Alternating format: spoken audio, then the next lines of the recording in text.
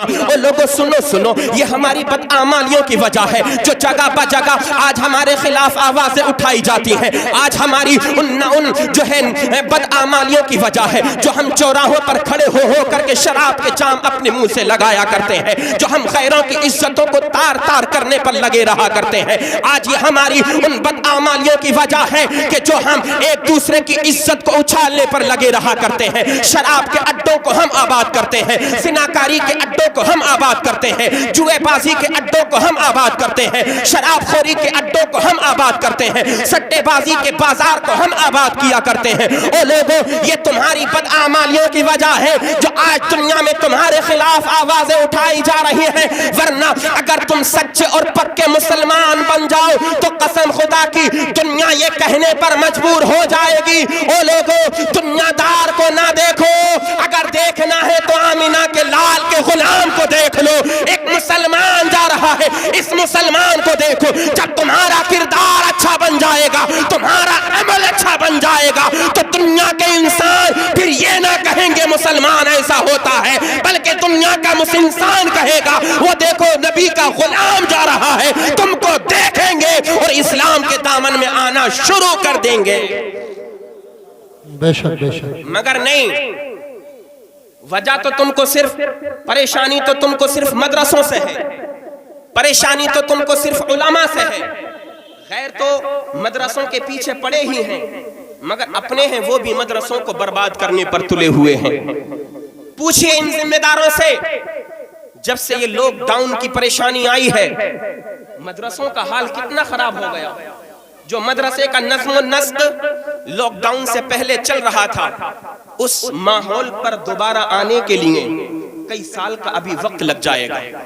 جو بچے پڑھ رہے تھے مدرسوں کے اندر, پڑھائیاں چھوڑ دیں, کوئی کام پر لگ گیا, کوئی امامت پر لگ گیا, کوئی مدرسے میں مکتب میں چھوٹے پڑھانے میں لگ گیا, کسی کو دیکھو تو کسی کام کے سیکھنے پر لگا ہوا ہے طالب علم. اللہ اکبر, وہ طلباء کہ جن سے مدرسوں کی زینتیں ہوتی تھیں, آج وہ مدرسے کے طلباء آپ ان کو دیکھیں تو اتنی بری حالت ہوئی پڑی ہے. کوئی مزدوری کرنے پر لگا ہوا ہے, کوئی کسی اور کام کے کرنے پر لگا ہوا ہے. او میرے بھائیوں, کبھی اپنے دین اسلام کے بارے میں بھی تو سوچ لیا کرو, کبھی اپنے آقا کی شان و عظمت کے بارے میں بھی تو سوچ لیا کرو. دنیا تمہارے پیغمبر اسلام کو گالیاں بک رہی ہے, تم ہو کہ جو ہے ہوٹلوں پر چائے کی چسکی لیتے ہو اور دنیا بھرے کی باتیں کر کے اسلام اور مسلمانوں کے نام کو بدنام کیا کرتے ہو. اور لوگوں تم اپنے عیش میں پڑے ہوئے ہو, دنیا کے لوگ اسلام کو گالیاں بک رہے ہیں, قرآن کریم کی شان میں توہین کر رہے ہیں. اور لوگوں ہمیں سنبھلنا ہوگا, ہمیں اپنے کردار کو بدلنا ہوگا, ہمیں ان مدرسوں کی طرف توجہ کرنی ہوگی. آج جو اللہ نے ہمیں روپیہ اور پیسہ عطا فرمایا ہے, اپنا وہ مال اور دولت ان مدرسوں کی خاطر قربان کرنا ہوگا, اپنے مدرسوں کو ترقیوں کی جانب لے کر کے جانا ہوگا. یاد رکھنا, جب تک یہ مدرسے آباد ہیں, اسلام کی شان ہمارے اور تمہارے درمیان آباد ہے. جب تک یہ مدرسے قائم ہیں, مسلمان کی شان آباد ہے. جب تک یہ مدرسے کے علماء حیات ہیں, اسلام کی شان اور اسلام کی بان حیات رہے گی. جب تک یہ مدرسے قائم رہیں گے, اسلام کا غلبہ رہے گا. یاد رکھنا, اگر مدرسے بند ہو گئے تو تمہاری گردنوں کو گاجر اور مولیوں کی طرح کاٹ کر کے رکھ دیا جائے گا. دنیا اس بات پر شاہد ہے کہ اندلس کی تاریخ کو تم نے پڑھا نہیں ہے, کہ اندلس کی تاریخ کے اوراق کو تم نے پلٹا نہیں ہے, جب وہاں کے ظالم اور ناہنجار لوگوں نے یہ پلاننگ رچائی کہ کس طریقے سے اس ملک سے مسلمان کے دبدبے کو ختم کیا جائے, مسلمانوں کو پسپا کس انداز سے کیا جائے, تو تمام لوگوں نے مل کر کے بیک زبان کہا تھا. جو اسلام کی دشمنی اپنے سینوں میں لے کر کے زندگیاں گزار رہے تھے,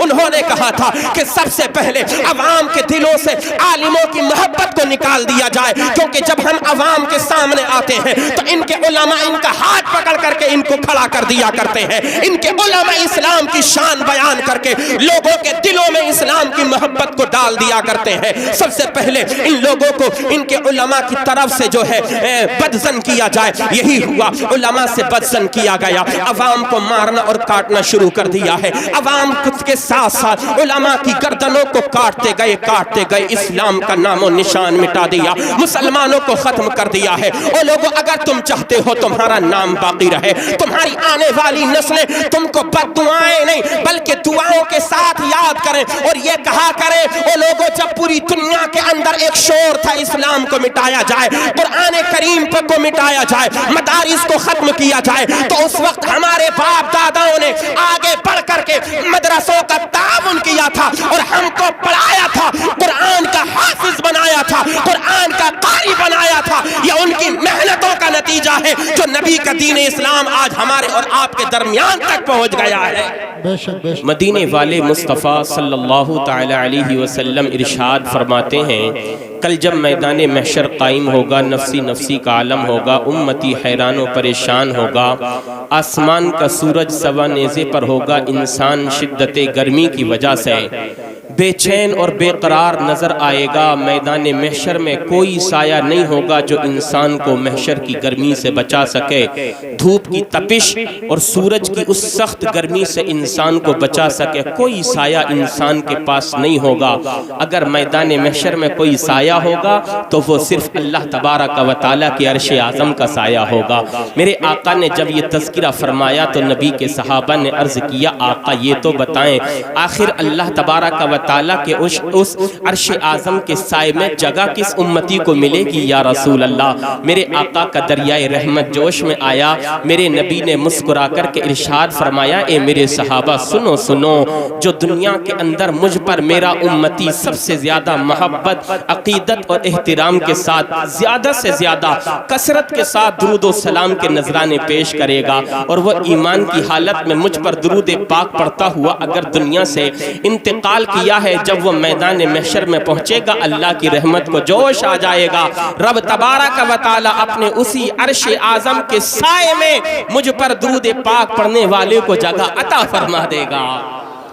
اور میرے بھائیوں، یہ زندگی بڑی مختصر سی ہے، یہ سانسیں کب رک جائیں کوئی انسان نہیں جانتا، زندگی کی یہ باغ ڈور جو چل رہی ہے کب یہ دم توڑ جائے کوئی انسان اس بات کی گارنٹی نہیں دے سکتا۔ تو کچھ نیک اعمال کر لیا کرو، خالی رہا کرو، اپنے رب کو یاد کر لیا کرو، مدینے والے مصطفیٰ پر درود و سلام پڑھنے کے عادی بن جاؤ۔ آپ کو معلوم ہونا چاہیے اللہ کا جو بندہ اپنے نبی پر درود و سلام پڑھنے کی عادت ڈال لیتا ہے، جب وہ انتقال کر کے قبر میں جائے گا مدینے والے مصطفیٰ کا دیدار ہوگا۔ وہی مدینے والے آقا کہ جب بندہ مومن زندہ تھا تو دعائیں کرتا تھا، دکھا دے یا الہی وہ مدینہ کیسی بستی ہے جہاں پر رات دن مولا تیری رحمت برستی ہے۔ اب تک زندہ ہے مگر نبی کے روزے کا دیدار نہیں کر پایا ہے، لیکن آج انتقال ہو گیا، خوش نصیب ہے، سنی ہے، صحیح العقیدہ ہے، آقا سے محبت کرنے والا ہے، ایمان کا تحفہ اور ایمان کا جو ایمان کی ایک دولت ہے وہ دولت اپنے ساتھ لے کر کے قبر میں گیا ہے۔ جب آقا کی جلوہ گری ہوگی، مصطفیٰ کریم کا رخ پاک سامنے ہوگا، فرشتے کہیں گے بندے بتا تو ان کے بارے میں کیا کہا کرتا تھا، تو پھر اس وقت ہماری زبان سے یہی صدا نکلے گی، الصلاۃ والسلام علیک یا رسول اللہ۔ جس کا منظر اور نقشہ کھینچا ہے مرید اعلیٰ حضرت مولانا جمیل قادری نے، ہمیں اور آپ کو سب کو یہ پیغام دیا، مومنوں پڑھتے رہو تم اپنے آقا پر درود، ہے فرشتوں کا وظیفہ الصلاۃ والسلام۔ اور میں وہ سنی ہوں جمیل قادری مرنے کے بعد میرا لاشا بھی پڑھے گا الصلاۃ والسلام۔ چودھری سرائے کے سنی زندہ دل مسلمان بھائیوں، اپنی زندگی میں کم سے کم یہ عمل کر کے جاؤ، ہماری نمازیں اللہ کی بارگاہ میں قبول ہو یا نہیں ہو ہمیں معلوم نہیں ہے، ہمارے اعمال صالحہ قبول ہو رہے ہیں کہ نہیں ہو رہے ہیں ہمارے پاس اس بات کی کوئی ضمانت نہیں ہے، ہمیں اپنے اعمال صالحہ پر بھروسہ نہیں ہے۔ ہاں اگر ہمیں بھروسہ ہے تو آمینہ کے لال کی رحمت پر بھروسہ ہے، اگر میرے آقا کی نظر کرم ہو گئی، میرے آقا کی جلوہ گری ہونے کے بعد آقا نے غلام کی طرف مسکرا کر کے دیکھ لیا تو ایمان بولتا ہے قبر کی تمام منزلیں آسان ہو جائیں گی، اور جب آقا راضی ہو جائیں گے تو بخشش کا پروانہ مل جائے گا۔ پڑھیں اسی ایمان کے ساتھ ایک مرتبہ تمامی حضرات بلند آواز سے درود پاک، اللہم صلی علی سیدنا و مولانا محمد وبارک وسلم وصلو علیہ صلاۃ و سلاما علیک یا سیدی یا رسول اللہ صلی اللہ تعالی علیہ وسلم، آپ حضرات مجھے بخوبی جانتے ہیں، میں آپ کے لیے کوئی نیا انسان نہیں ہوں، ہاں اس لیے یہ محبتیں برقرار رہیں، پروگرام جب تک سنیں ادب کے ساتھ بیٹھیں اور بیدار رہیں اور اپنی زبان سے سبحان اللہ کی صدائیں نکالتے رہیں۔ کنز الکرامت جبل الاستقامت سیدی سرکار اعلیٰ حضرت الشاہ امام احمد رضا خان فاضل بریلوی علیہ الرحمت والرضوان ارشاد فرماتے ہیں، اللہ کی سرتاب قدم شان ہے یہ، انسان نہیں انسان وہ انسان ہے یہ، اور قرآن تو ایمان بتاتا ہے انہیں، ایمان یہ کہتا ہے میری جان ہے یہ۔ اور ایک شاعر کہتا ہے، محمد اس طرح سے جلوہ فرما ہے مدینے میں، محمد اس طرح سے جلوہ فرما ہے مدینے میں، کہ جیسے سورہ یاسین ہے قرآن کے سینے میں، اور یا رسول اللہ مزہ کیا خاک آئے دور رہ کر ایسے جینے میں، یا رسول اللہ مزہ کیا خاک آئے دور رہ کر ایسے جینے میں، کہ دیوانے یہاں تڑپیں جلے شمع مدینے میں، کہ دیوانے یہاں تڑپیں جلے شمع مدینے میں۔ عزیزان محترم، میں نے خطبہ مسنونہ کے بعد قرآن مقدس کی ایک آیت کے جز کو تلاوت کیا، ایک حدیث مصطفیٰ کو تلاوت کیا۔ آپ حضرات بخوبی جانتے ہیں آج کا یہ جو پروگرام ہے، جو جن بچوں نے قرآن کریم کو پڑھ لیا ہے، یعنی ناظرہ جن بچوں نے پڑھ کر کے جو بچے فارغ ہو گئے ہیں، آج انہی بچوں کے سروں پر دستار سجائی جائے گی۔ عزیزان ملت اسلامیہ، آؤ ذرا میں آپ کو بتاتا چلوں قرآن کریم کی تعلیم کو حاصل کرنے کا مقام اور مرتبہ ہے کیا۔ قاری لائق صاحب قبلہ جو سینکڑوں نہیں بلکہ ہزاروں حافظوں اور قاریوں کے استاذ ہیں، مولانا ابرار صاحب قبلہ مصباحی جو بڑے بڑے عالموں کے استاذ مانے جاتے ہیں، الحمدللہ الحاج ظفیر احمد صاحب قبلہ جو سنبھل کے مرکزی مدرسہ کے صدر ہیں اور علماء سے بڑی محبتیں کیا کرتے ہیں، یہ حضرات جانتے ہیں کہ مدرسے کو جب چلایا جاتا ہے، مدرسے کے نظام کو ایک آگے بڑھانا اور اس کی تعلیم اور ترقی کے لیے جو محنتیں کی جاتی ہیں، ان علماء سے ان حضرات سے آپ پوچھئے کہ مدرسے کو کتنے پیارے انداز سے، کتنی محبت اور کتنی محنت اور کتنی لگن سے آگے بڑھایا جاتا ہے۔ سنو رب کا فرمان، قرآن کریم شاہد ہے۔ اللہ عز و جل نے قرآن کریم میں ارشاد فرمایا، وَقُلْ رَبِّ زِدْنِي عِلْمًا، جس کا ترجمہ ہے رب تبارک و تعالی اپنے نبی سے اعلان فرماتا ہے، اپنے نبی سے ارشاد فرماتا ہے، اے محبوب آپ کہو اے میرے رب مجھے علم کی زیادتی عطا فرما۔ عزیزان ملت اسلامیہ، اللہ عز و جل کے فرمان کو ہم نے سنا، قرآن کریم میں رب نے اپنے پیارے نبی سے یہ ارشاد فرمایا، اے میرے محبوب آپ جب میری بارگاہ میں دعائیں کیا کرو تو زیادتی مال کی طلب نہ کیا کرو، دنیا کی جاہ و حشمت نہ مانگا کرو، دنیا کی عزت و وقار نہ مانگا کرو، دنیا کی دولت کا سوال نہ کیا کرو۔ میرے آقا علیہ السلام جب اپنے رب کی بارگاہ میں التجا کرتے ہیں تو دنیا کی دولت تو اللہ نے میرے نبی کے قدموں میں ڈال دی ہے، دنیا کے خزانے تو رب تبارک و تعالی نے نبی کی ٹھوکروں میں ڈال دیے ہیں۔ میرے رب نے اپنے نبی سے ارشاد فرمایا، اے میرے نبی دنیا کی دولت مانگنے کی ضرورت نہیں ہے۔ اللہ کے پیارے نبی نے عرض کی، مولا کیا مانگوں؟ تب رب تبارک و تعالی کا فرمان ہوا، اے میرے محبوب میری بارگاہ سے علم کی زیادتی مانگا کرو، علم کی دولت میری بارگاہ سے مانگا کرو۔ ہم نے عالم تصور میں سوال کیا، اے پاک پروردگار عالم جب ہم تیری بارگاہ سے علم کی دولت مانگیں گے تو ہم کو کیا ملے گا؟ تب اللہ عز و جل کا فرمان ہوا، اے میرے بندے اگر تو میری بارگاہ سے علم کی دولت مانگے گا دنیا کی دولت تجھ کو ساتھ میں دے دی جائے گی، اگر میری بارگاہ سے علم کی دولت مانگے گا شان اور شوکت تجھ کو ساتھ میں دے دی جائے گی، اگر میری بارگاہ سے علم کی دولت مانگے گا دنیا کی حکمرانی تجھ کو دے دی جائے گی، اگر ہاں میری بارگاہ سے جب تو قرآن کریم کی تعلیم کو مانگے گا، جب تو قرآن کریم کی تعلیم کو حاصل کرے گا تو میں تجھ کو دنیا میں بھی بلند مقام عطا فرماؤں گا، میدان محشر میں بھی بلند مقام عطا فرماؤں گا۔ ہم نے عریضہ پیش کیا، اے مولا جب ہم قرآن کو پڑھیں گے تو ہمیں ملے گا کیا؟ تو رب کا فرمان ہوا، اے میرے بندے تو قرآن کو سمجھ کے پڑھتا چلا جا، میں تجھے اپنی معرفت عطا فرما دوں گا۔ تبھی تو شاعر نے کہا ہے، پگھلنا علم کی خاطر مثال شمع زیبا ہے، بغیر اس کے نہیں پہچان سکتے ہم خدا کیا ہے۔ نعرہ تکبیر، نعرہ رسالت، نعرہ حیدری، مسلک اعلیٰ حضرت فیضان امام حسین کانفرنس۔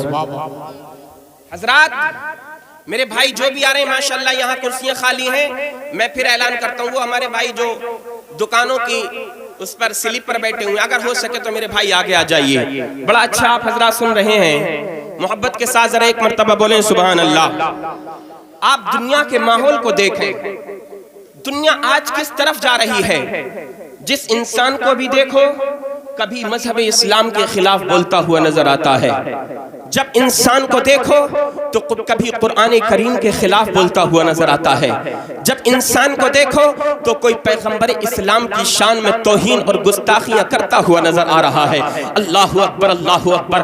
دنیا کے اندر اس اتنے خطرناک ماحول میں زندگی کو گزارنے والا ایک مسلمان نوجوان جو اپنے دل کے اندر مذہب اسلام کا درد رکھتا ہے، جو اپنے آقا کی محبت کا تمغہ اپنے سینے کے اندر چھپائے پھرتا ہے، جب وہ ان ظالموں اور ناہنجاروں کی گستاخیوں کو اور ان کی جو ہے نالائقیوں کو جب دیکھتا ہے نبی کا غلام، اس کے دل میں یکایا خیال آتا ہے اے مولا کیا تیرا دین اسلام ختم ہو جائے گا؟ کیا تیرے قرآن کریم کو جو مٹانے کی باتیں کر رہے ہیں کہ اسلام کی تعلیم کا ان کی کا جو ہے آغاز جو چل رہا تھا، جو اسلام کی تعلیم پوری دنیا میں پھیلتی چلی جا رہی ہے، جو قرآن کی تعلیم پوری دنیا میں پھیلتی چلی جا رہی ہے، کہ اسلام کے درس کو کیا قرآن کے درس کو روک دیا جائے گا؟ کیا قرآن کریم کی تعلیم پر پابندی لگا دی جائے گی؟ نبی کا غلام جب مچلتا ہے تو پھر اس کو پیغمبر اسلام کی یاد آنے لگتی ہے، اس کو نبی برحق کی یاد آنے لگتی ہے، اس کو آمینہ کے لال کی یاد آنے لگتی ہے، اس کو قرآن کریم کا فرمان یاد آنے لگتا ہے. جب وہ عرض کرتا ہے مولا میں بڑا ڈر رہا ہوں، اے مولا کیا قرآن کی تعلیم کو روک دیا جائے گا؟ کیا قرآن کریم کے اندر تحریف یعنی تبدیلی کر دی جائے گی؟ تب رب تبارک و تعالیٰ کی رحمت جھوم جاتی ہے اور اللہ کا فرمان ہوتا ہے ارے نہیں نہیں، یہ جو دنیا کے نادان اور کمظرف لوگ اسلام کو مٹانے کی باتیں کر رہے ہیں، قرآن کریم کو مٹانے کی باتیں کر رہے ہیں، یہ دین تو دین فطرت ہے، یہ اسلام تو دین فطرت ہے. یہ اسلام نہ اب سے 1450 سال پہلے بڑے بڑے طاقتور لوگوں سے مٹ سکا تھا، نہ قیامت تک کسی سے مٹ پائے گا. یہ اسلام وہ اسلام ہے کہ جس اسلام کی نشر و اشاعت کے لیے پیغمبر اسلام نے کبھی طائف کے بازار میں پتھروں کی برسات کو برداشت کیا ہے، کبھی میرے آقا نے مکہ کی گلیوں میں چل رہے ہیں پھر رہے ہیں تو لوگوں کی گالیاں سنی ہیں، مگر پیغمبر اعظم نے گالیاں سن کر کے بھی ان لوگوں کو دعائیں دی ہیں، ان کی ہدایت کی دعائیں کرتے رہے ہیں. ہم جب سنتے ہیں دنیا کے ان ناپاک لوگوں کی باتوں کو تو پھر ہمارا دل بھر آتا ہے اے مولا کیا اسلام مٹ جائے گا؟ اے مولا کیا قرآن کی تعلیم کو ختم کر دیا جائے گا؟ پھر اللہ کی رحمت پکارتی ہے اے میرے بندے تجھے گھبرانے کی ضرورت نہیں ہے. جو اسلام کو مٹانے کی باتیں کر رہے ہیں، جو قرآن کی آیتوں کو مٹانے کی باتیں کر رہے ہیں، تو دیکھ لینا تاریخ گواہ رہے گی اسلام کو نہ کوئی مٹا سکا تھا، قرآن کو نہ کل کوئی مٹا سکا تھا، نہ قیامت تک کوئی مٹا سکے گا. شاعر نے اس کی ترجمانی کی ہے قول محمد قول خدا، فرمان نہ بدلا جائے گا، بدلے گا زمانہ لاکھ مگر قرآن نہ بدلا جائے گا. سبحان اللہ سبحان اللہ، واہ واہ واہ، کیا بات ہے ماشاءاللہ. ابھی آپ نے دیکھا نہیں ظالم انسان کہتا تھا قرآن سے کچھ آیتیں نکال دی جائیں، 26 آیتوں کو نکالنے کی بات چلی تھی بڑی زور اور شور سے. مسلمان نوجوان ڈرنے لگا یہ اللہ اب ہوگا کیا؟ مگر اللہ کا فیصلہ دیکھو. محبت سے بولو سبحان اللہ. بات میری سمجھ رہے ہیں آپ حضرات؟ میری بات آپ کے سمجھ میں آ رہی ہے؟ ذرا تڑپ کر بولیے سبحان اللہ. اللہ کا فیصلہ دیکھو. دنیا والوں کے سامنے اللہ عز و جل نے فیصلہ فرما دیا، تمام دنیا کے لوگوں کو دکھا دیا وہ لوگوں جو قرآن کے خلاف آتے ہیں ان کا انجام ہوتا کتنا خطرناک ہے، وہ لوگوں جو اسلام اور قرآن کو مٹانے کی باتیں کرتے ہیں ان لوگوں کا انجام ہوتا کتنا خطرناک ہے. عزیزان ملت اسلامیہ، جب کبھی اس طرح کی باتیں آپ کے کانوں تک سنائی دیا کریں تو قاری لائق صاحب قبلہ کی بارگاہ میں جایا کریں اور ان سے کہا کریں قاری صاحب قبلہ اللہ کا وہ فرمان سنا دیجئے جو اللہ نے مہر کے طور پر آخری قرآن مقدس کی آیت کو اپنے نبی کے برحق آخری پیغمبر پر نازل فرمایا تھا جبریل امین کے ذریعے. ذرا وہ قرآن مقدس کی آیت کو ہمیں سنا دیجئے. پھر قاری لائق صاحب قبلہ آپ کو سنائیں گے الیوم اکملت لکم دینکم واتممت علیکم نعمتی ورضیت لکم الاسلام دینا. اور لوگوں تمہیں پتہ نہیں ہے یہ دین تو اکمل ہے، یہ دین تو کامل ہے، یہ دین جو ہمیں ملا ہے، یہ شریعت محمد محمدیہ جو ہمیں ملی ہے یہ وہ شریعت ہے کہ جس کے ایک جو ہے کسی بھی پہلو کو آپ اٹھا کر کے دیکھیں گے کوئی کمی نظر نہیں آئے گی. دنیا کے اندر جتنی خرابیاں پیدا ہو چکی تھیں اسلام آیا ہے, پیغمبر اسلام کی شریعت آئی ہے. دنیا کے اندر جو خرابیاں ہو چکی تھیں ان خرابیوں کا خاتمہ قرآن کریم نے آ کر کے کر دیا ہے. جب آپ قرآن کریم کی اس آیت کو پڑھیں گے اللہ کا فرمان ہمیں اور آپ کو صاف طور پر نظر آ جائے گا کہ دین وہ ہے کہ جس کو اللہ تبارک و تعالیٰ نے مکمل طور پر دنیا میں نازل فرما دیا ہے. الیوم اکملت لکم دینکم واتممت علیکم نعمتی ورضیت لکم الاسلام دینا. اور لوگوں سنو یہ ہماری بدعمالیوں کی وجہ ہے جو جگہ بہ جگہ آج ہمارے خلاف آوازیں اٹھائی جاتی ہیں. آج ہماری ان جو ہے بدعمالیوں کی وجہ ہے جو ہم چوراہوں پر کھڑے ہو کر کے شراب کے جام اپنے منہ سے لگایا کرتے ہیں, جو ہم غیروں کی عزتوں کو تار تار کرنے پر لگے رہا کرتے ہیں. آج یہ ہماری ان بدعمالیوں کی وجہ ہے کہ جو ہم ایک دوسرے کی عزت کو اچھالنے پر لگے رہا کرتے ہیں. شراب کے اڈوں کو ہم آباد کرتے ہیں, زناکاری کے اڈوں کو ہم آباد کرتے ہیں, جوئے بازی کے اڈوں کو ہم آباد کرتے ہیں, شراب خوری کے اڈوں کو ہم آباد کرتے ہیں, سٹے بازی کے بازار کو ہم آباد کیا کرتے ہیں. او لوگوں یہ تمہاری بدعمالیوں کی وجہ ہے جو آج دنیا میں تمہارے خلاف آوازیں اٹھائی جا رہی ہیں.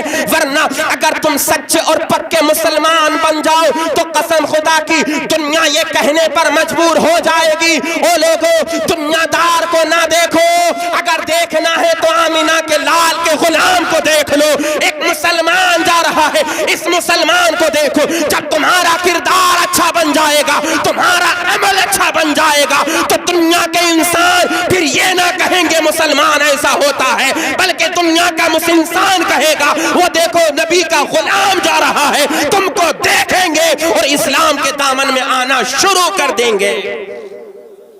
بے شک مگر نہیں, وجہ تو تم کو صرف پریشانی تو تم کو صرف مدرسوں سے ہے, پریشانی تو تم کو صرف علماء سے ہے. غیر تو مدرسوں کے پیچھے پڑے ہی ہیں مگر اپنے ہیں وہ بھی مدرسوں کو برباد کرنے پر تلے ہوئے ہیں. پوچھئے ان ذمہ داروں سے جب سے یہ لاک ڈاؤن کی پریشانی آئی ہے مدرسوں کا حال کتنا خراب ہو گیا.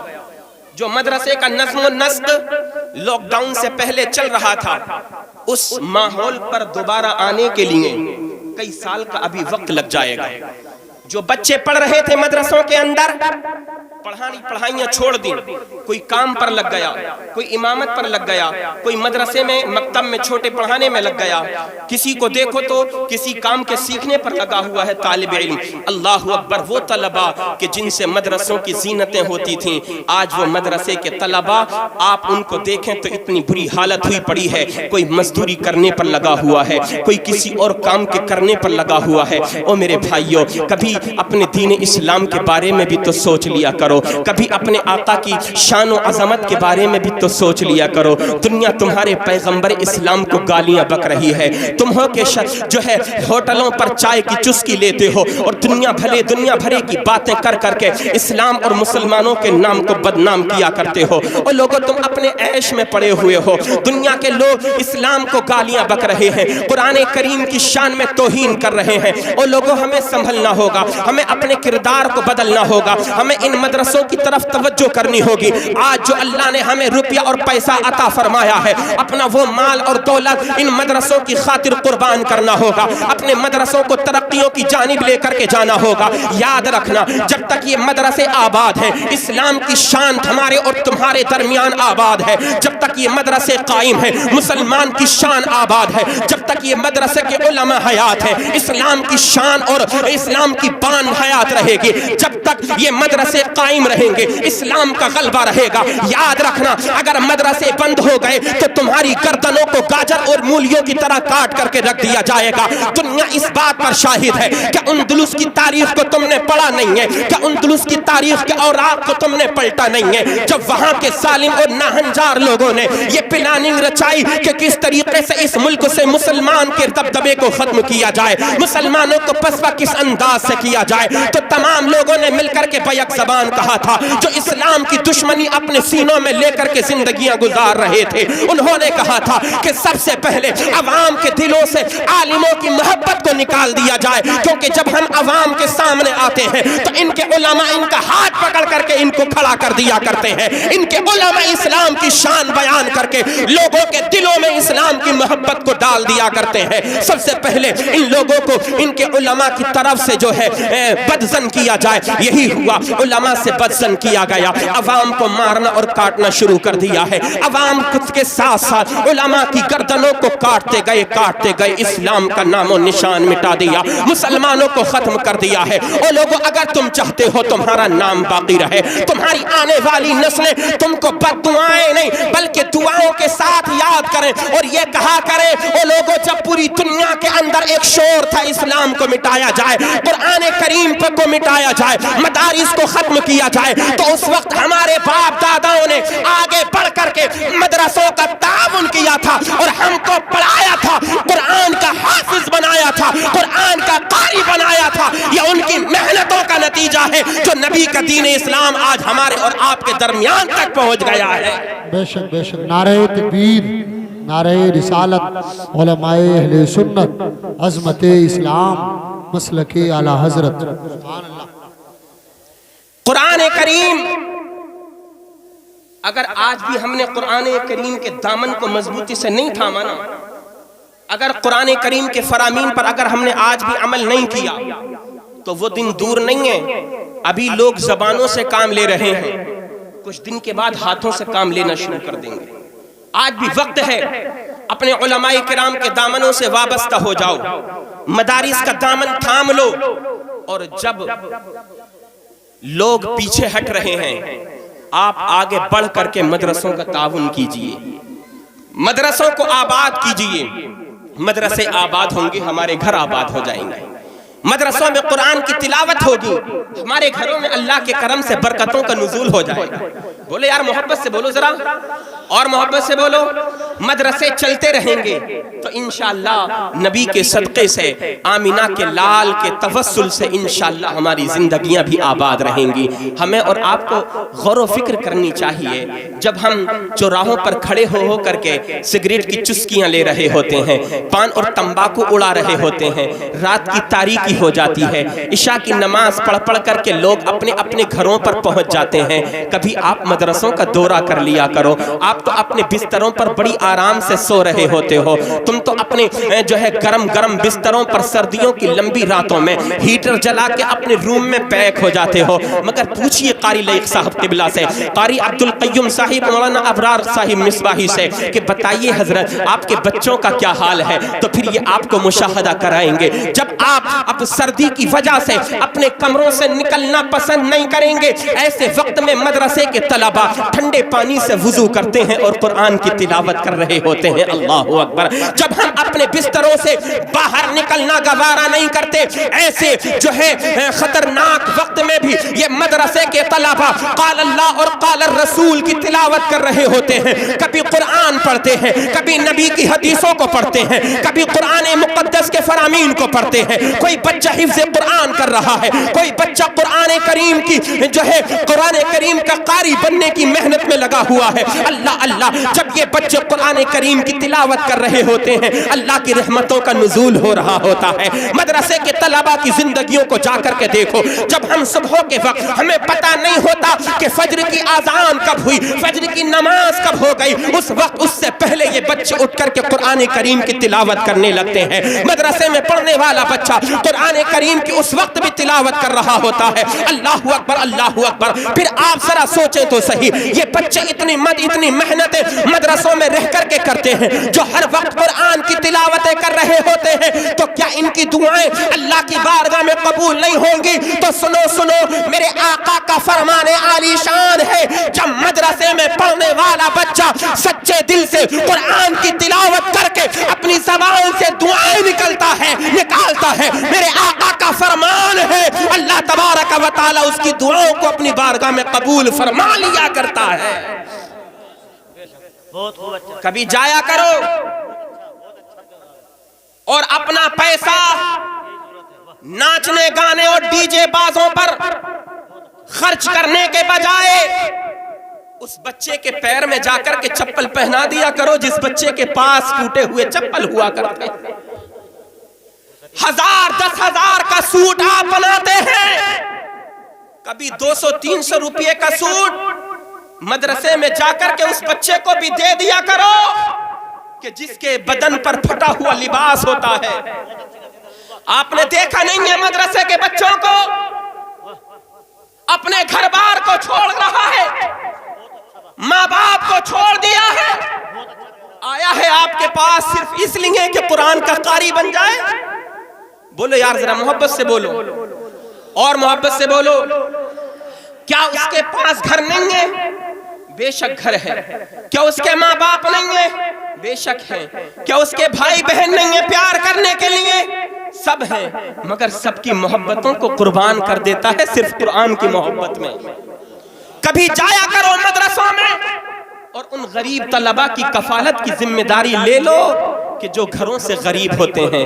قسم خدا کی آج انسان اپنا نام کمانے کے لیے، اپنی شہرت کمانے کے لیے جن کے پاس سب کچھ ہوتا ہے ان کو دیتا ہے اور نام کا کیا کرتا ہے کہ میں نے فلاں جگہ اپنا اتنا پیسہ خرچ کر دیا، فلاں جگہ میں نے 1,00,000 روپیہ خرچ کر دیا، فلاں جگہ میں نے 10 لاکھ 20 لاکھ روپیہ خرچ کر دیے۔ اور لوگوں یہ 20-30 لاکھ روپے تم جہاں خرچ کرتے ہو کرتے رہو، مگر کبھی کبھی 1,000 روپیے مدرسے میں جا کر کسی بچے کو دے دیا کرو۔ تمہیں معلوم ہونا چاہیے مدرسے میں وہ پڑھنے والا بچہ جو اپنے گھر سے کمزور ہے، جس کے ماں باپ نہ جانے اس کے والد کتنی محنت اور مشقت کر کے اپنے بچے کو قرآن کا قاری بنانے کی فکر میں لگے ہوئے ہیں، قرآن کا حافظ بنانے کی فکر میں لگے ہوئے ہیں، کبھی لوگوں کی مزدوری جا کر کے کرتے ہیں۔ جب وہ بچہ اپنے گھر پر جاتا ہے کبھی 100 روپیہ لے کر کے آتا ہے، کبھی 200-300 روپیہ 1-2 مہینے کے لیے لے کر کے وہ آیا کرتا ہے۔ کبھی جایا کرو اور ان بچوں کو جا کر کے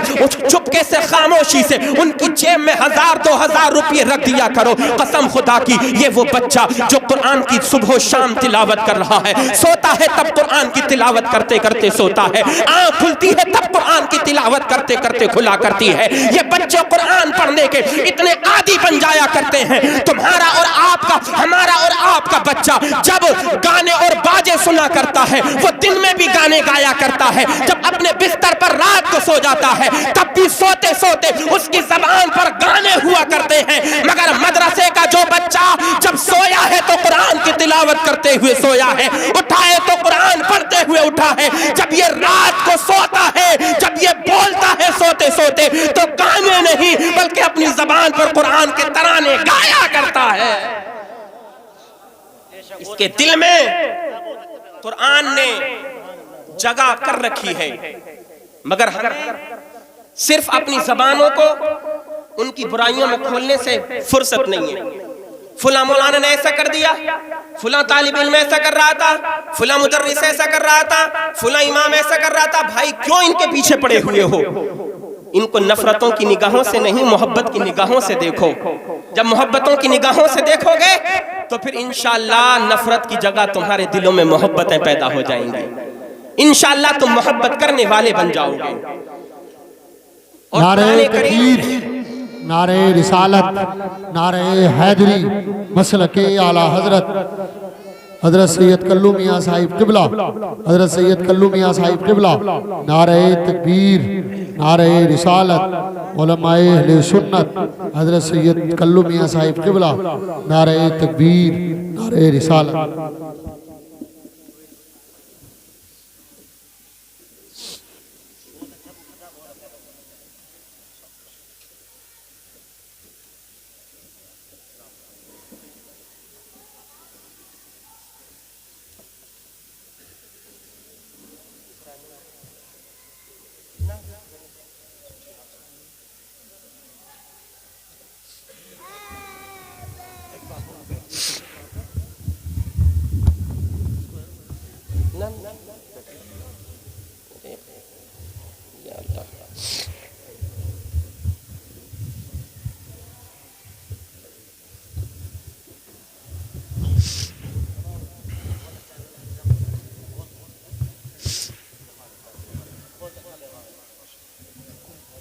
درود پاک پڑھیں، اللہم صلی علی سیدنا ومولانا محمد وبارک وسلم وصلوا علیہ صلاۃ وسلاما علیک یا سیدی یا رسول اللہ صلی اللہ تعالی علیہ وسلم۔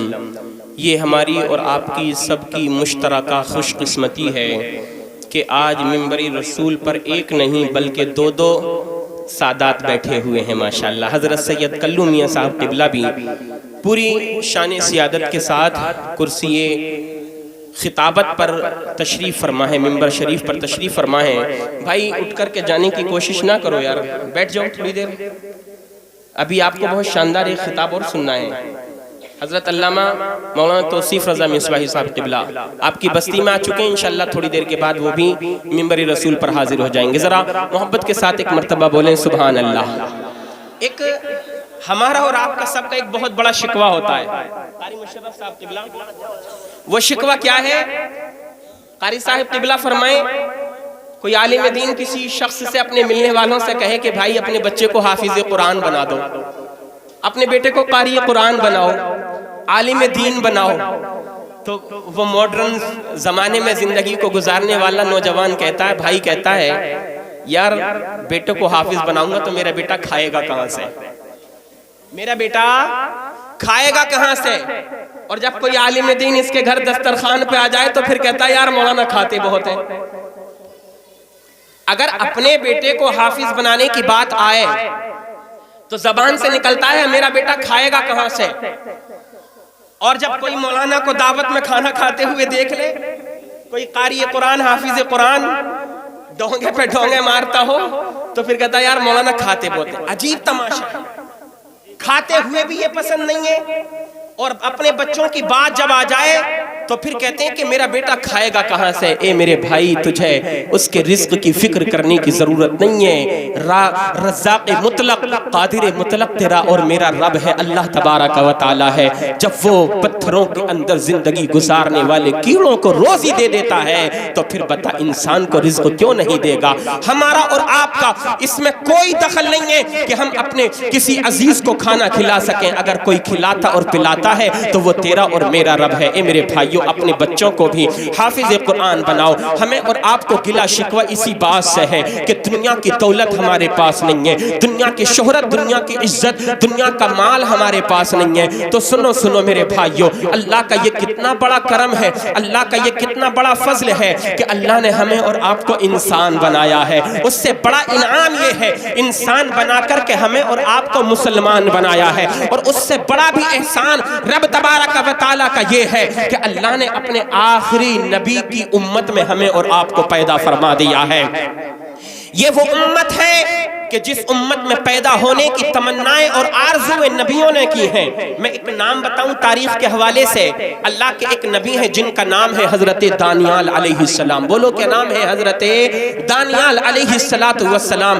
عزیزان ملت اسلامیہ، اللہ تبارک و تعالی نے جب حضرت دانیال علیہ السلام کو دنیا کے اندر مبعوث فرمایا، نبوت کا تاج عطا فرما دیا گیا ہے، اللہ کے پیارے نبی حضرت دانیال علیہ السلام نے جب میرے اور آپ کے نبی کی شان کے قصیدے رب تبارک و تعالی سے سنے، اپنے پروردگار عالم سے سنے، تو دل کے اندر ایک آرزو پیدا ہو گئی، دل کے اندر ایک تمنا پیدا ہو گئی، اے میرے مولا تو نے مجھے نبی بنا دیا، تیرا بہت بڑا احسان ہے، مگر میری تمنا تو یہ ہے کہ جب میرا انتقال ہو جائے تو مجھے دفن میرے امتی نہ کریں، بلکہ تیرے آخری نبی کے امتی اپنے ہاتھوں سے مجھے دفن کریں۔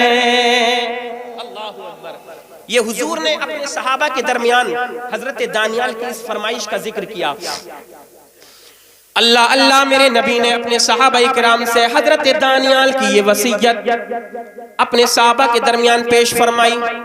اب آپ کو معلوم ہونا چاہیے اللہ کے جتنے نبی ہوتے ہیں ان کی زبانوں سے جو دعائیں نکلتی ہیں اللہ کی بارگاہ میں قبول ہو جاتی ہیں۔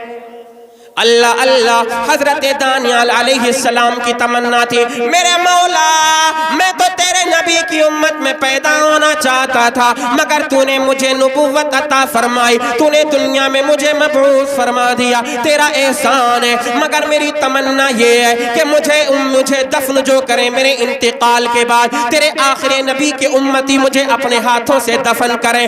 سال گزرتے گئے، 1000 سال کا زمانہ گزر گیا، سالوں پر سال گزرتے گئے، میرے آقا کو اللہ نے دنیا کے اندر مبعوث فرمایا، نبی نے اعلان نبوت فرما دیا، اسلام کا پیغام پوری دنیا کے کونے کونے تک پہنچ گیا، اسلام کی نشر و اشاعت ہوتی چلی گئی، قرآن کریم کو عروج ملتا چلا گیا۔ عزیزان ملت اسلامیہ، ایک ایسا بھی وقت آیا جب میرے آقا علیہ السلام کے پیارے صحابی حضرت ابو موسیٰ اشعری رضی اللہ تعالی عنہ کی قیادت میں، آپ کی سرپرستی میں اسلام کا لشکر کفار و مشرکین سے جنگ لڑنے کے لیے جب ایک مقام پر پہنچا جس قلعے کو قلعہ تشتر کے نام سے یاد کیا جاتا ہے، جب قلعہ تشتر کو اسلام کی فوج نے فتح کر لیا، اسلام کے سپاہیوں نے جب قلعہ تشتر کو فتح کیا تو حضرت ابو موسیٰ اشعری نے کیا دیکھا کہ قلعہ تشتر میں ایک صندوق رکھا ہوا ہے، جس صندوق کو جب کھولا گیا تو اس میں کیا دیکھتے ہیں؟ اللہ کے نبی حضرت دانیال علیہ السلام کا لاشِ مبارکہ موجود ہے۔ قلعہ تشتر میں جب تابوت ملا، حضرت ابو موسیٰ اشعری نبی کے صحابی انہوں نے فرمایا کھولا جائے، جب کھولا تو لاشِ مبارک اس صندوق کے اندر موجود ہے، تابوت کے اندر۔ اللہ اکبر۔ ساتھ میں ایک خط رکھا ہے، وصیت نامہ رکھا ہوا ہے۔ آپ نے فرمایا دیکھو اس وصیت نامے میں کیا ہے، تو اس میں لکھا ہوا تھا یہ اللہ کے نبی حضرت دانیال علیہ السلام ہے۔ محبت سے بولیے سبحان اللہ۔ ان کی آرزو تھی کہ ان کو نبی کے آخری نبی ہیں ان کے امتی اپنے ہاتھوں سے دفن کریں۔ حضرت ابو موسیٰ اشعری رضی اللہ تعالیٰ عنہ بیان فرماتے، جب میں نے آپ کا وصیت نامہ پڑھا تو میں نے کیا دیکھا؟ جب میں نے حضرت دانیال علیہ السلام کی رگوں کو چھوا تو کہتے ہیں میں نے سب سے پہلے گردن پہ ہاتھ رکھا، کیا دیکھتا ہوں اس طرح سے آپ کی رگیں چل رہی تھیں جیسے ایک زندہ انسان جب سو جاتا ہے وہ بے خبر تو ہو جاتا ہے مگر اس کی نبض برابر جاری رہا کرتی ہے، ساری رگیں چلتی رہا کرتی ہیں۔ کہتے پورا جسم جب میں نے دیکھا تو آپ کی رگیں چل رہی تھیں، آپ کی گردن کی رگیں چل رہی تھیں۔ اللہ اللہ، حضرت دانیال علیہ السلام کو ان کی وصیت کے مطابق حضرت ابو موسیٰ اشعری کی سرپرستی میں دفن کر دیا گیا، ان کی وصیت مکمل ہو گئی۔ اور لوگوں تمہیں شکوے اور شکایتیں، ہمارے پاس دولت نہیں ہے، ہمارے پاس شہرت نہیں ہے، ہمارے پاس دنیا کا مال نہیں ہے، سنو سنو اس سے بڑی دولت اور کیا ہوگی کہ اللہ نے تمہیں اپنے نبی کی امت میں پیدا فرما دیا ہے۔ اب حضرت دانیال علیہ السلام کی اس واقعے سے، آپ کی سیرت پاک سے ایک بات ہمیں پتہ چل گئی، ایک عقیدہ مل گیا، اہل سنت والجماعت کا عقیدہ اور نظریہ صاف ہو گیا۔ آج جو بد عقیدہ کہا کرتے کہ محمد جن کا نام ہے وہ مر کر کے مٹی میں مل گئے، او لوگوں سنو سنو، یہ ہمارے نبی آخری پیغمبر نہیں، یہ دانیال علیہ السلام ہے کہ جن کا لاشا ہزاروں سالوں تک تابوت کے اندر قید رہا مگر جسم گلا اور سڑا نہیں، تو پھر وہ دانیال کی شان ہے جو ہزاروں سال بھی ان کا جسم سلامت رہا۔ ہمارا ایمان یہ ہے میرے آقا جیسے زندہ تھے ظاہری حیات میں، آج بھی اپنے روضہ انور میں زندہ ہے، اور اعلیٰ حضرت تو فرماتے ہیں یا رسول اللہ تو زندہ ہے واللہ، تو زندہ ہے واللہ، میرے چشم عالم سے چھپ جانے والے۔ یہ تو نبی کی شان ہے۔ اللہ اکبر۔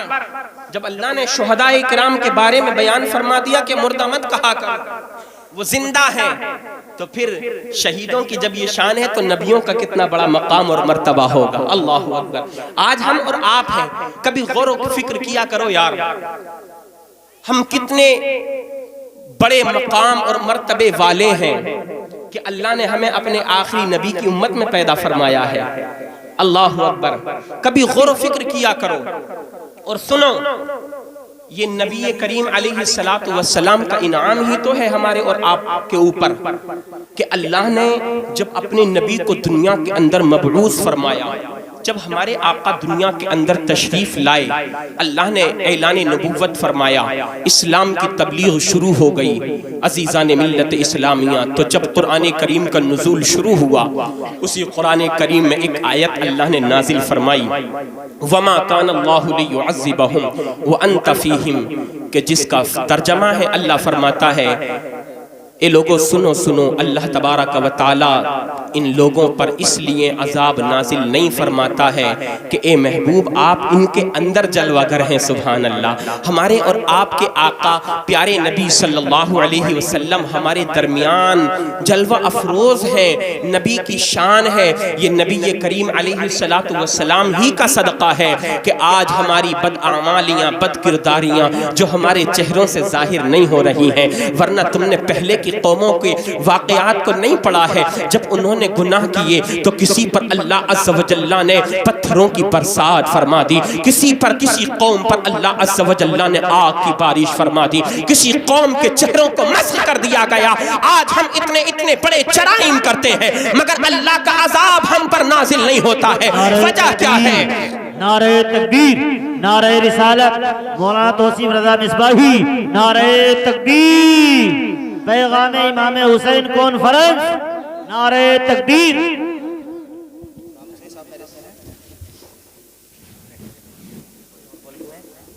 بیٹھ جائیے آپ حضرات، بیٹھ جائیے ماشاءاللہ۔ خطیب ہندوستان فاضل نوجوان حضرت علامہ مولانا توصیف رضا مصباحی صاحب قبلہ مکمل شان خطابت کے ساتھ منبر رسول پر جلوہ بار ہو چکے ہیں۔ انشاءاللہ بہت جلد حضرت کا خطاب نایاب آپ حضرات سماعت کریں گے۔ ایک مرتبہ ذرا محبت سے بولیے سبحان اللہ، اور محبت سے بولیں سبحان اللہ۔ آج ہم بڑے سے بڑا جرم کر لیں مگر ہمارے چہروں سے وہ جرم ظاہر نہیں ہوتا ہے، اور اس کی سزا ہمیں فوراً ظاہراً نہیں ملا کرتی ہے۔ اس کی وجہ صرف اور صرف یہ ہے کہ اللہ عز و جل نے اپنے نبی کے صدقے سے جو عام عذاب جو ہے آنے والا ہوتا تھا وہ ہم سے دور فرما دیا ہے، صرف اپنے نبی کے صدقے سے۔ عزیزان ملت اسلامیہ، اور سنو قرآن کریم کا فرمان، قرآن کریم کا اعجاز، قرآن کریم کی شان۔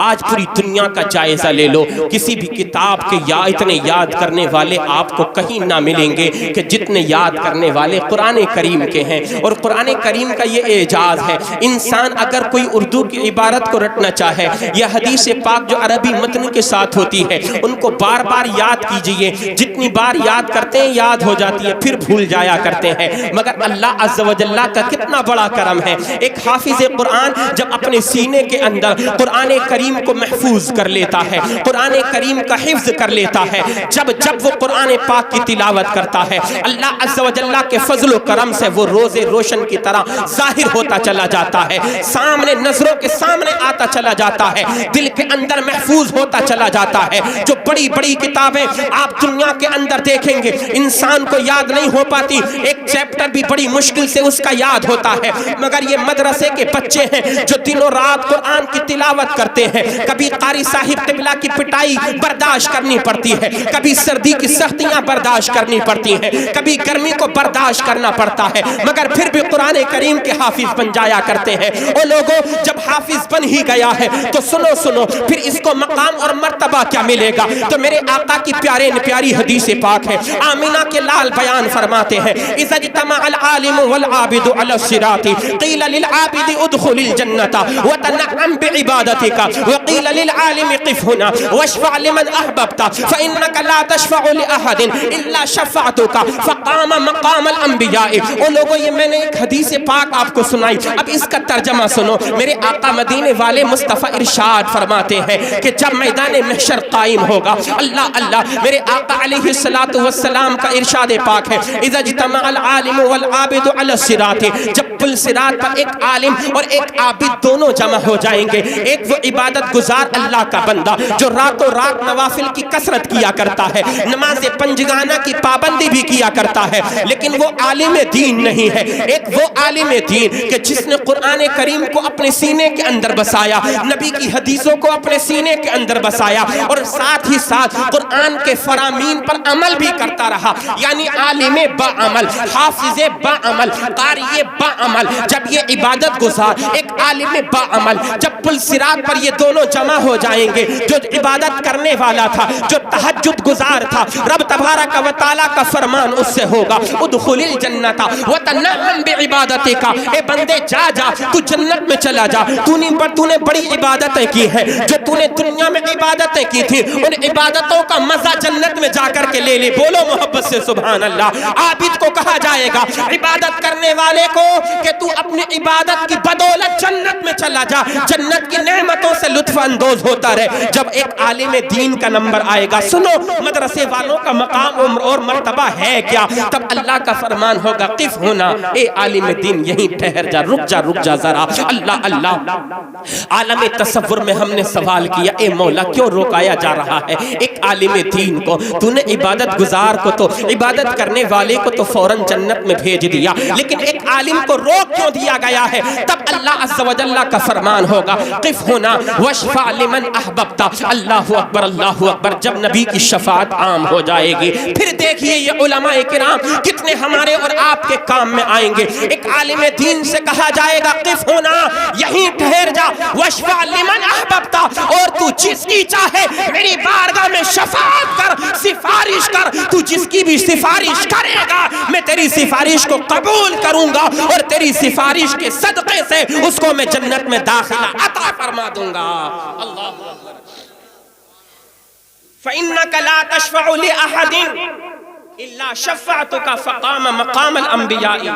تو سنو پھر میرے پیارے نبی ارشاد فرماتے ہیں جب یہ علماء کا مقام اور مرتبہ لوگ دیکھیں گے تو یہ عالم دین کی وہ شان ہوگی کہ جس مقام پر انبیاء کرام دیگر ہوں گے، جس مقام اور مرتبے پر اللہ تعالیٰ نبوت کے بعد شفاعت کا وہ مقام اور مرتبہ اپنے نبی کی ان امت کے علماء صالحین کو عطا فرمائے۔ فقام مقام الانبیاء۔ اللہ اکبر۔ یہ شان ہے ایک عالم دین کی۔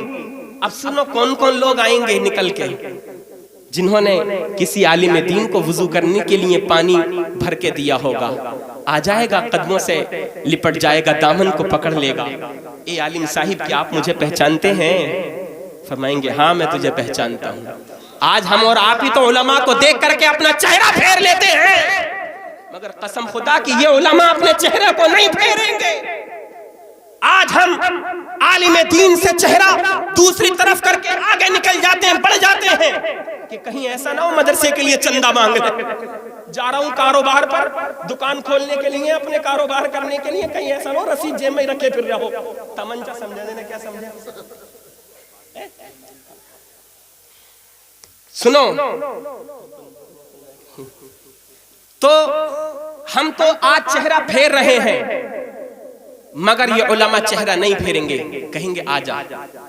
پھر دوسرا شخص آئے گا، حضرت میں نے کھانا کھلایا تھا کہ تو بھی آ جا، حضرت میں نے محبت سے آپ کو سلام کیا تھا کہ تو بھی آ جا، حضرت میں نے آپ سے مصافحہ کیا تھا کہ تو بھی آ جا، حضرت میں نے آپ کے چہرے کا دیدار کیا تھا، تو بھی آ جا۔ اللہ اکبر۔ علماء کرام سے یہ کہا جائے گا اے علماء آج جتنے لوگوں کو چاہو اپنے دامن میں سمیٹ لو اور سب کو لے کر کے جنت میں چلے جاؤ۔ سبحان اللہ۔ یہ علماء کرام کی شان ہے۔ میرے بھائیوں، وہاں توصیف صاحب قبلہ کو ایئرپورٹ پہ نکلنا ہے، کہیں ایسا نہ ہو ان کی فلائٹ مس ہو جائے، اس لیے ان کو مس نہیں کیا جا سکتا، جلد سے جلد ان کو اسٹیج پر بلایا جائے۔ میں تو کہتا ہوں ڈائریکٹ اسٹیج پر بٹھا، کرسی خطابت پر بٹھا دیجئے۔ استغفر اللہ ربی، اسٹیج کرسی خطابت پر، استغفر اللہ ربی من کل ذنب واتوب الیہ، کلمہ شریف پڑھیں، لا الہ الا اللہ محمد رسول اللہ صلی اللہ علیہ وسلم۔ اللہ کی بارگاہ میں دعا ہے، میں نے جو کچھ کہا آپ نے سنا، میرے کہنے میں، آپ کے سننے میں سبقت لسانی کی وجہ سے عمدن یا سہون کوئی بھی غلطی ہوئی ہو، مولا تعالی معاف عطا فرمائے۔ کلمہ شریف پڑھیں، لا الہ الا اللہ محمد رسول اللہ صلی اللہ علیہ وسلم۔ وآخر دعوانا ان الحمدللہ رب العالمین۔ السلام علیکم ورحمۃ اللہ وبرکاتہ۔